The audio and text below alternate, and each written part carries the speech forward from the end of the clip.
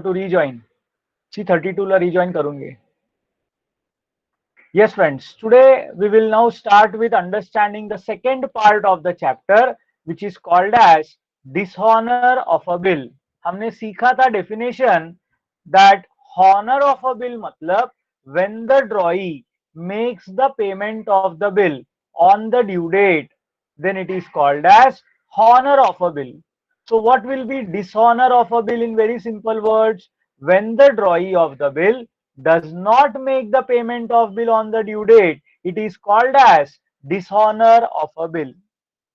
अब थोड़ा ध्यान से समझ लेना, एक ड्रॉई बिल का पैसा क्यों नहीं भरेगा? Why will a person, why will Mr. B not pay to Mr. A? Let us try to understand that. मैं आपसे सवाल पहले पूछना चाहूंगा कि ऐसा क्या हुआ रहेगा कि बी ने ए से गुड्स खरीदा 1 जनवरी को और आज 4 अप्रैल को पैसा देने का बात आया तो वो पैसा नहीं भर रहा है? क्यों नहीं देता होगा दोस्तों? क्या कारण हो सकता है आपके हिसाब से? Please type in the chat box if you can think of something. अगर आपको लगता है कुछ तो भी प्रॉब्लम रहेगा तो क्या हो सकता है? Okay, very good. Money problem, death. Okay, yes, very good. You are going in the very right direction. Financial problem, loss in business, insolvent. Perfect, perfect. और कुछ कारण हो सकता है क्या? ये सब कारण तो मैं मानता हूं, चलो हो सकता है. और कुछ हो सकता है क्या? Can somebody think of some other practical reason? Covid आ गया, अचानक धंधा बंद हो गया, पिछले 3 महीने से धंधा नहीं है. आज जैसे आप लोग सब लोग बोल रहे हो, मैंने कारण का नाम दिया Covid, but yes, death of some relatives. या ऐसा भी हो सकता है कि बी ए को बोलेगा नहीं देता है पैसा, मैं जा, जो करने का है वो कर, मैं पैसा नहीं देगा तेरे को. या ऐसा भी हो सकता है पैसा रोलिंग में अटका पड़ा है.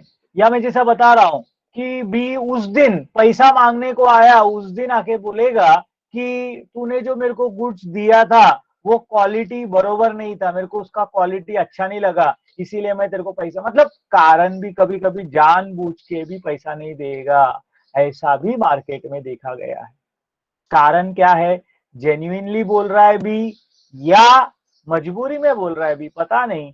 ड्यू डेट वाले दिन अगर बी ने, जो कोई भी आया, जरूरी नहीं कि ए आएगा, हमने सीखा है होल्डर कोई भी हो सकता है, ड्रॉवर खुद हो सकता है, एंडोर्सी हो सकता है, बैंक हो सकता है, जो आएगा उसको बी पैसा देना चाहिए, आइडियली देना चाहिए. क्योंकि प्रॉब्लम जो भी था वो पहले दिन बोलना चाहिए. आज पैसा मांगने को आया तभी प्रॉब्लम नहीं बोलना चाहिए. बहुत बार बच्चे लोग के साथ भी ऐसा ही होता है. मैं होमवर्क देता हूं, होमवर्क किधर है पूछा तो बोलते हैं सर समझ में नहीं आया. Very wrong approach. समझ में नहीं आया तो जिस दिन सिखाया उस दिन बोलना चाहिए समझ में नहीं आया.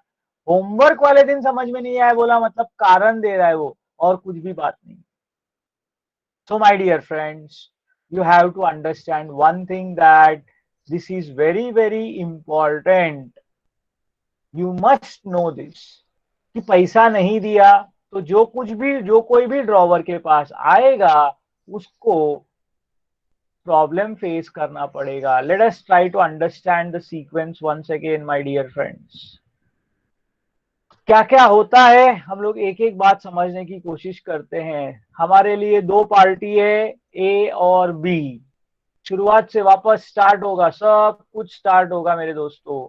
सबसे पहला व्यवहार क्या हुआ था? ए ने बी को क्या दिया था? गुड्स बेचा था. ए ने बी को क्या बेचा था? गुड्स. ए ने बिल ड्रॉ किया और बी ने क्या कर दिया था? बी ने उसको पैसे के बदले में एक बिल दे दिया. क्या दे दिया? बिल दे दिया.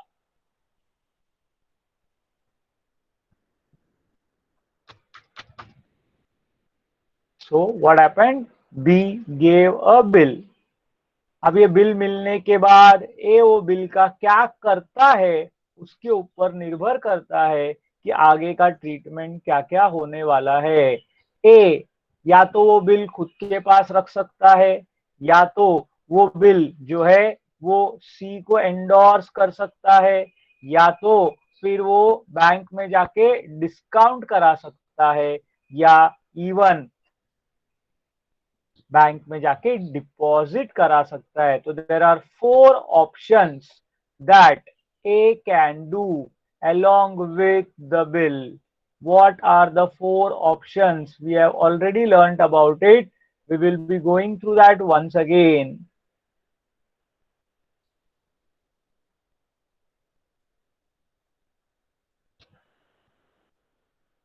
ये बिल हमने देखा है, ए एंडोर्स करा सकता है,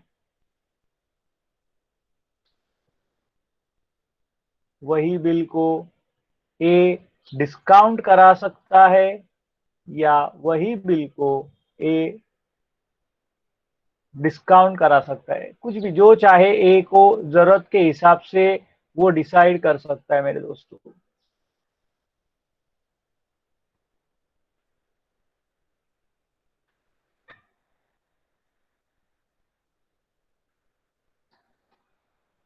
A can endorse the bill to C,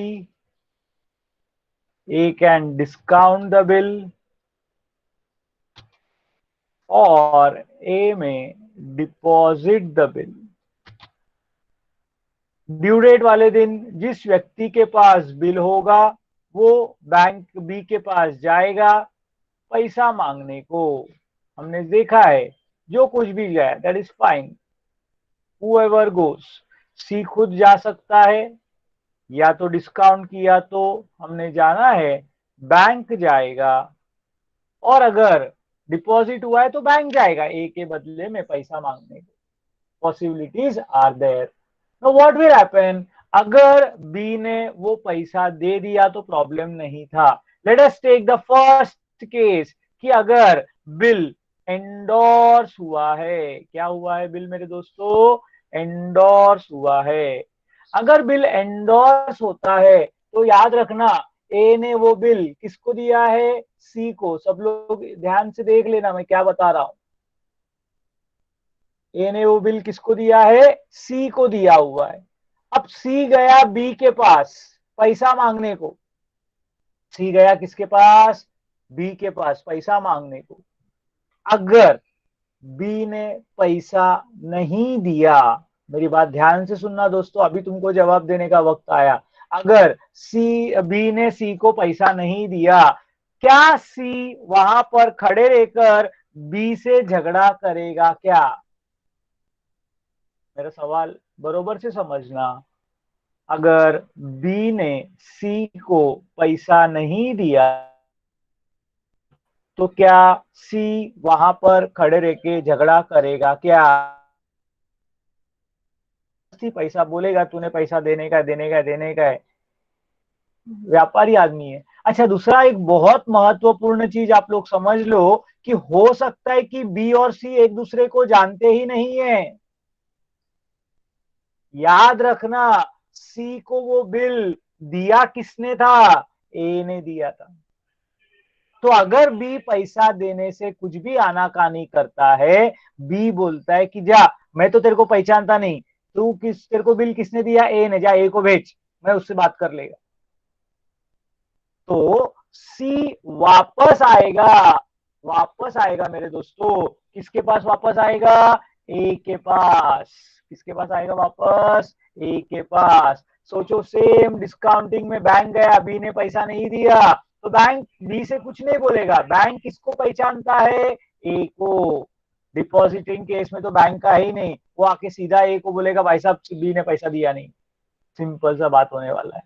तो अल्टीमेटली याद रखना, बिल डिसऑनर जब होगा तो बिल कुछ भी हुआ रहने दो, रिटेन रहेगा तो उसके हाथ में ही है। एंडोर्स हुआ तो सी लाके देगा, डिस्काउंट हुआ है तो बैंक लाके ए को देगा। अच्छा, क्या ए चुपचाप घर पे जाके बैठेगा क्या?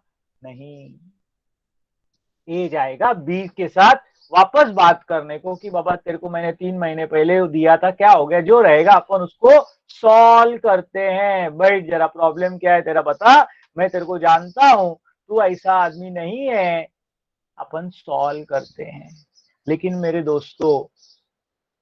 दोस्तों ध्यान रख लेना, अगर बिल सी के पास है, ए के पास है या बैंक के पास है, जिसको हम लोग बोलते हैं होल्डर ऑफ द बिल, क्या नाम दिया है उनको हम लोगों ने, होल्डर ऑफ द बिल। जिस किसी के पास बिल पड़ा हुआ है, उनके पास एक ऑप्शन, कानूनी तौर पर एक ऑप्शन अवेलेबल है, that whoever is the holder of the bill can, देखो एक बात ध्यान से सुन लेना मेरे दोस्तों, क्या हो सकता है, try to understand very carefully. आज समझो तुम में से किसी के घर पे चोरी हुआ, चोरी हुआ तो दो प्रकार का रिएक्शन होता है, पर्सनल नुकसान होता है तो होता है। क्या चोरी का पुलिस कंप्लेंट करना जरूरी है या नहीं है? मैं बोल रहा हूं जरूरी। चोरी हुआ तो कंप्लेंट करना कंपलसरी है क्या?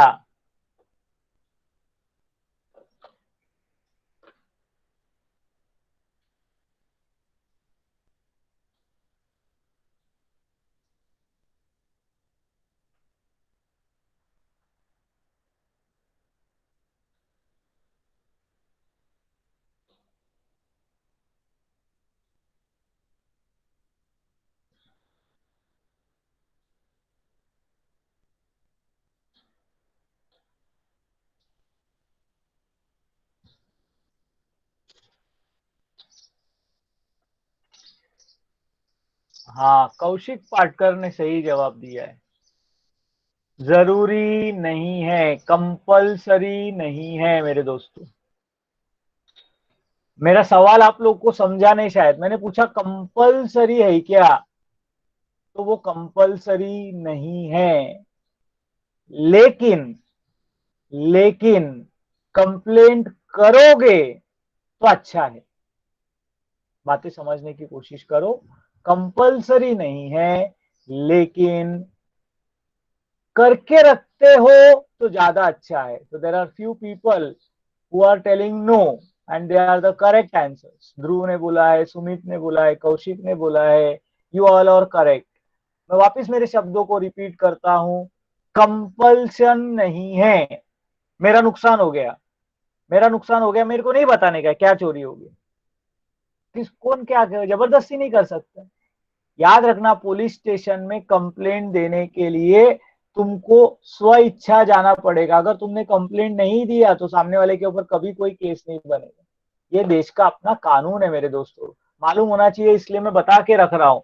कंपल्शन नहीं है। हाँ, जैसे तुम लोग सब लोग बोल रहे हो सर, बड़ा अमाउंट है तो देना चाहिए, हाँ दिया तो हमेशा अच्छा है, क्योंकि कल चोर को पकड़ा गया, चोर पकड़ा गया कल, उससे बहुत सारा सामान वसूल हुआ, तो तुमने कंप्लेंट दिया रहेगा तो तुम क्लेम कर सकते हो, मेरे कंप्लेंट में देखो ये सब सामान मैंने लिखा है, ये सब मेरा है। Are you trying to understand?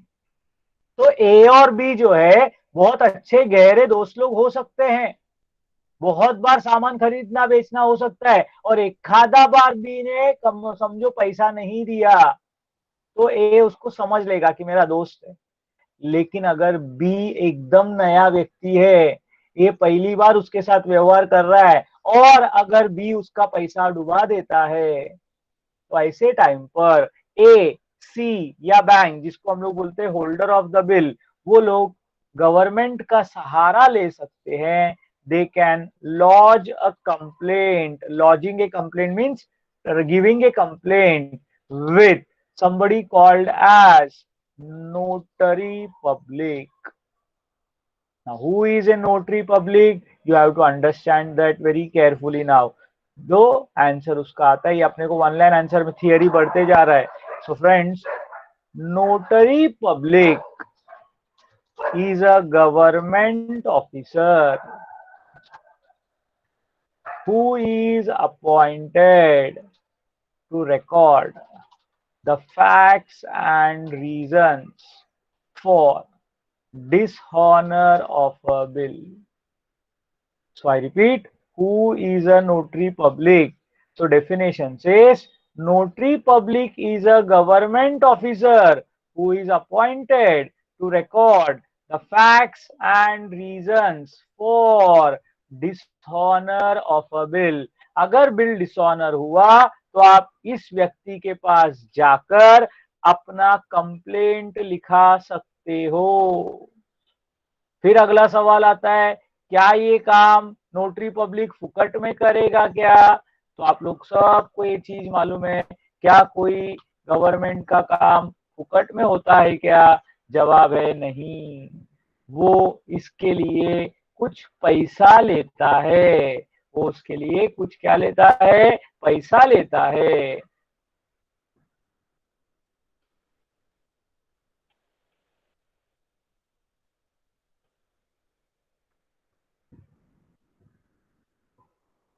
The fees charged by notary public for recording the facts and reasons for dishonor of a bill is called as, this is very important word my dear friends, noting charges.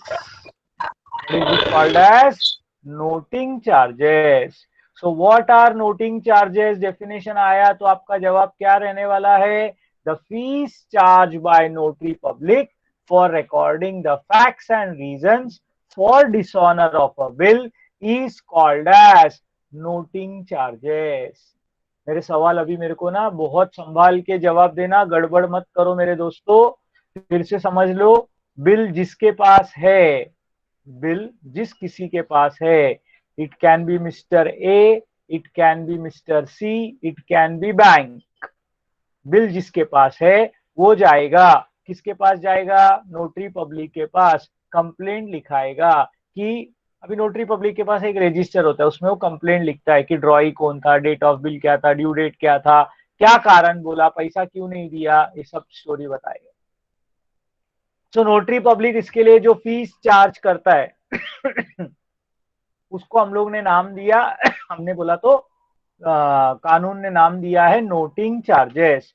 मुझे बताओ सबसे पहला ये बात, noting charges कौन पे करता है? Who page the noting charges? Who page the noting charges? ड्रॉई गया था क्या नोटरी पब्लिक के पास? आप लोग स्टोरी ध्यान से सुना नहीं। नोटरी पब्लिक के पास कौन गया था? सिर्फ ए। अगर बिल एंडोर्स हुआ रहेगा तो बिल किसके हाथ में रहेगा? अगर बिल एंडोर्स हुआ तो बिल किसके हाथ में रहेगा? सी के हाथ में होगा। अगर बिल डिस्काउंट हुआ है तो बैंक के हाथ में होगा। तो याद रखना, मैं वापस बता रहा हूं, इसलिए मैंने एक लाइन लिखा था, who lodges the complaint with notary public? जवाब है होल्डर। तो who will pay the amount of noting charges? तो याद रख लेना, it is paid by holder of the bill. noting charges is primarily paid by holder of the bill। A and C लिखा है, किसी ने रॉन्ग है वो। It can be A, C और bank. So we use one word for them. They are called as holder of the bill. Who are they called as? Holder of the bill. So who pays the amount of noting charges? It is primarily paid by, primarily म्हणजे पहिल्यांदा, first time, it is paid by holder of the bill.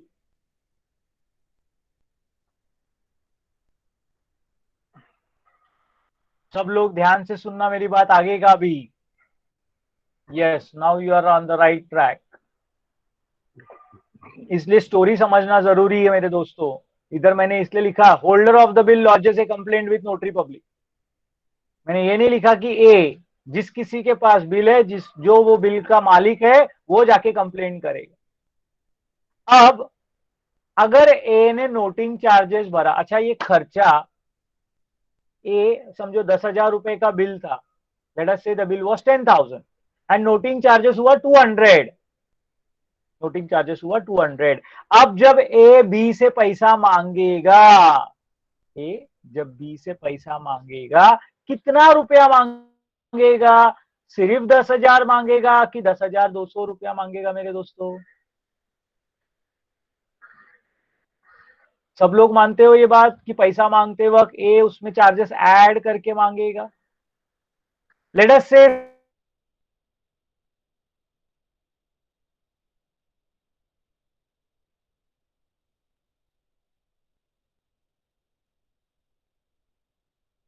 दस, A B के पास जाके 10,200 रुपया मांगेगा, मतलब ultimately, ultimately म्हणजे सर्वात शेवटी हे खापर कोणाचा डोक्यावर फुटतो? ये किसके ऊपर जिम्मेदारी आता है? ये 200 रुपया किसका खर्चा है? अगर मैं पूछूं किसका खर्चा है मेरे दोस्तों? ड्रॉई का खर्चा है। So noting charges is primarily paid by holder of the bill, but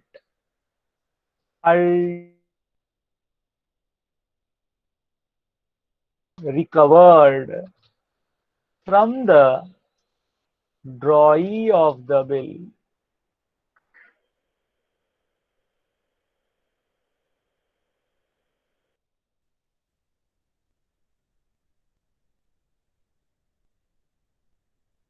तो कुछ इस प्रकार से बोलते हैं that in other words,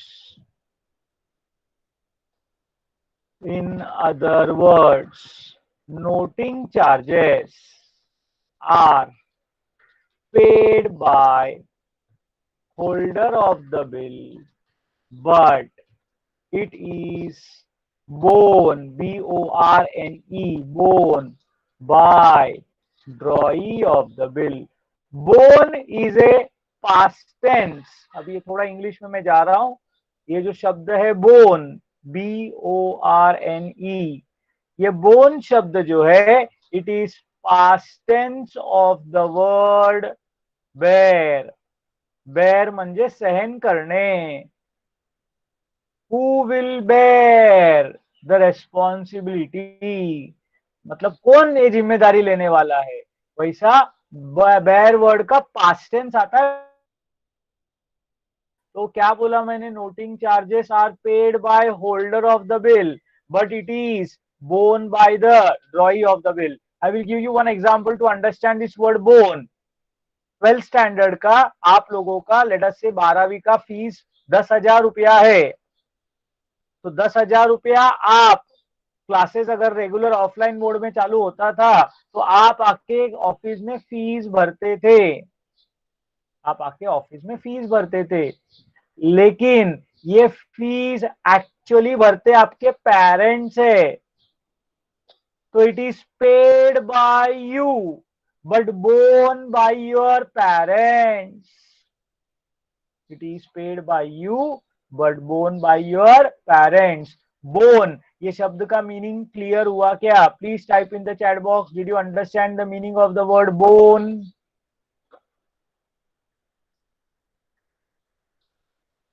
yes, okay, very good. तो अगर इसके बेस के ऊपर मैं एक क्वेश्चन पूछूं आप लोगों से, ड्रॉई is sorry, noting charges is an expense of dash, तो आपका जवाब क्या रहेगा?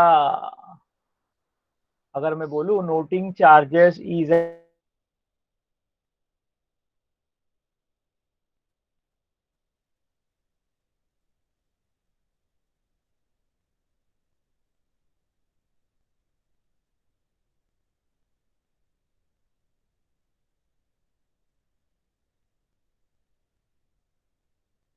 expense of dash, is an expense of drawee only. So from accounting point of view, noting charges account in the books of ड्रॉई only. मैंने एक शब्द लिखा from accounting point of view, क्या लिखा मैंने, noting charges account will be recorded in the books of ड्रॉई only. तो यहां पर हम लोगों का डिसऑनर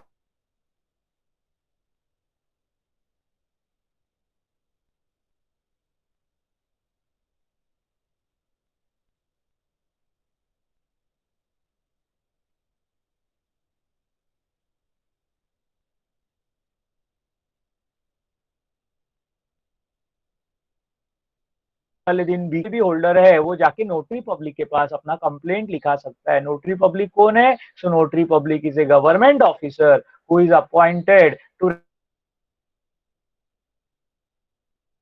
वास्तविक गोष्टी आहेत ते, जसं who is a drawer, who is a drawee, who is a payee, what is the date of bill, what is the amount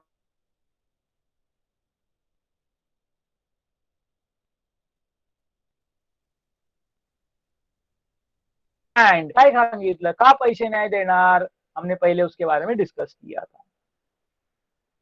फिर उसके लिए वो जो चार्जेस लेता है, that charges is called as noting charges. What it is called as? Noting charges. Noting charges का खास बात क्या है?